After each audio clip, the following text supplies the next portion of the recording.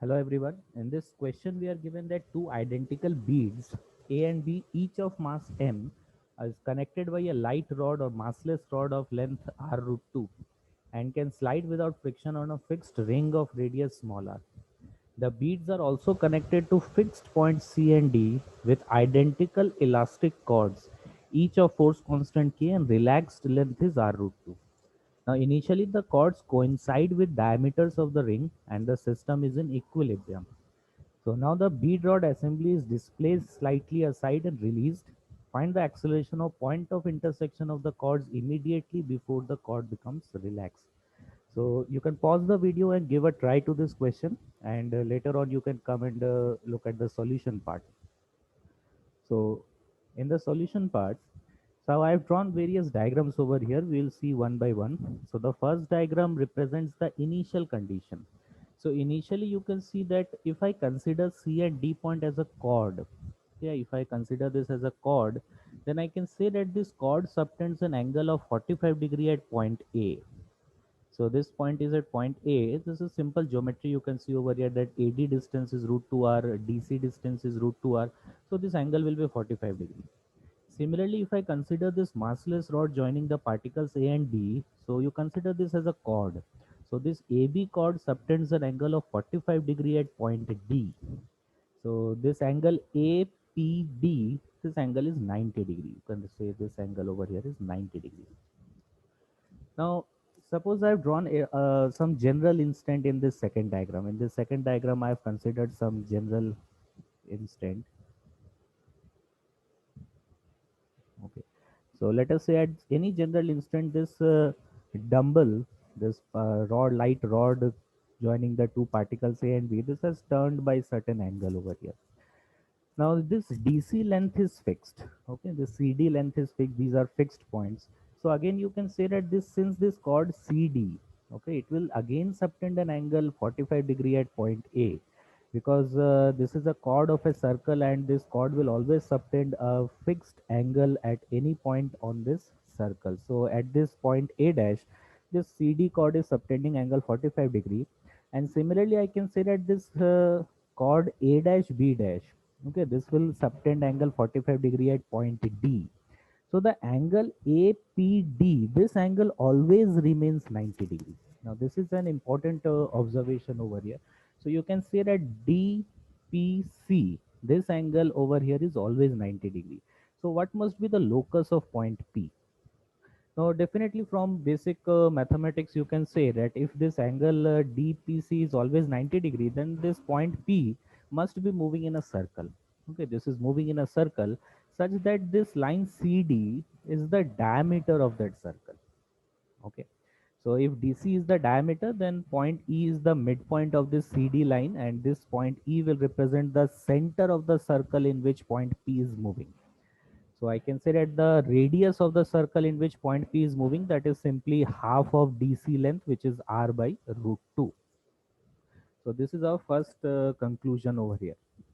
Next, you can see that the line joining point E and P. Okay, so suppose this line has certain angular velocity. Then the line joining point O and particle B. Okay, this line, the line joining O and particle A, all these three lines must have same angular velocity. Why I'm saying so is because in a certain time interval, when this point B reaches or turns through 90 degree, okay, this angle BPC, this is 90 degree. So if this particle B turns through 90 degree, that means reaches point C, in that interval this point A will also turn through 90 degree, and this point P will be coinciding with this point C. So all these 3 points A, B and P, all these 3 points will be turning by 90 degree in the same time interval. Therefore, I can say that the angular velocity of point P about point E and the angular velocity of particles A and B about point O, which is the center of this bigger circle, must be same. So I've considered that angular velocity as omega. Okay, I've said this as omega. Now in the question we have said that we need to find the acceleration of P when the elastic cords just become relaxed.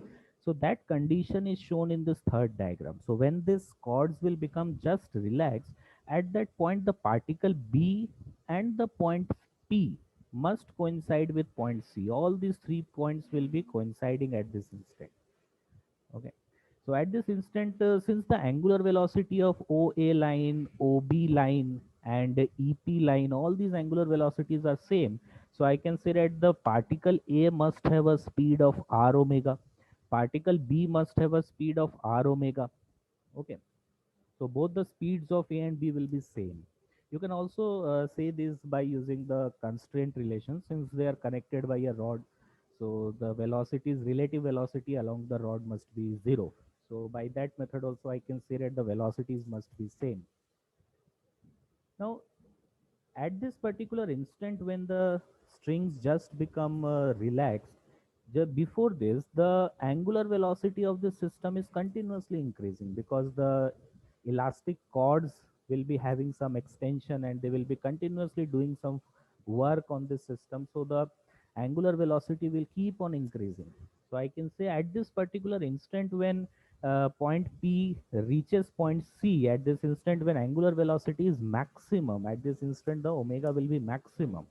So if omega is maximum at this instant, so angular acceleration of the particle P, point P with respect to its center E must be zero, because if omega is maximum, so alpha must be zero. So point P is moving in a circular path. Now we know that in a circular path, a point will have two acceleration. One will be the tangential acceleration and the other will be the centripetal acceleration. But since alpha is zero at this particular instant, because omega is maximum, so I can say that the tangential acceleration of point P must be zero. Tangential acceleration of P will be zero. So the only acceleration that point P is going to have is the centripetal acceleration, which will be directed towards point E, which is the center of the circle in which point P is moving.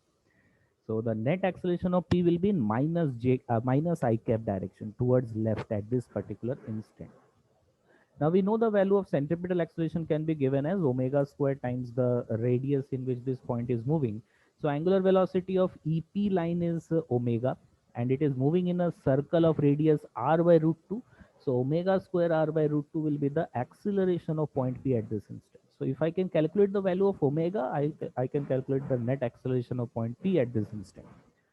So for calculating the value of omega, we can simply use work energy theorem. So only the elastic forces are doing work over here. There is no effect of gravity.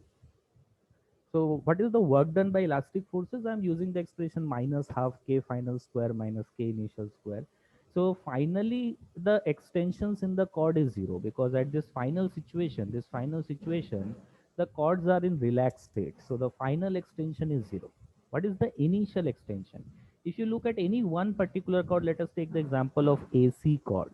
So you can say that the initial length is 2r and the relaxed state is root 2r. So the initial extension is 2r minus root 2r. So half k initial extension square. This is the work done due to elastic force of any one chord. So for the other chord also it will be same. So I have multiplied this by 2. So if you just solve this expression, you will get kr square into 6 minus 4 root 2.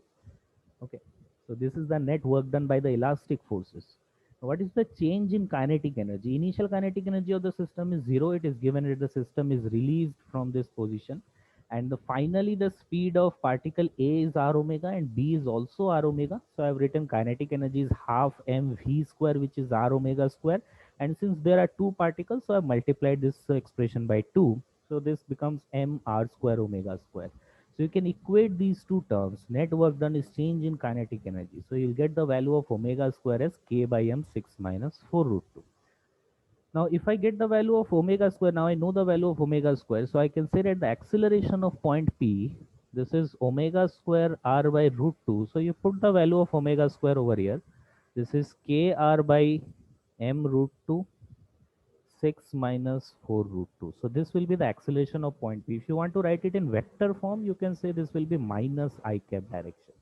So this will be the acceleration of point P.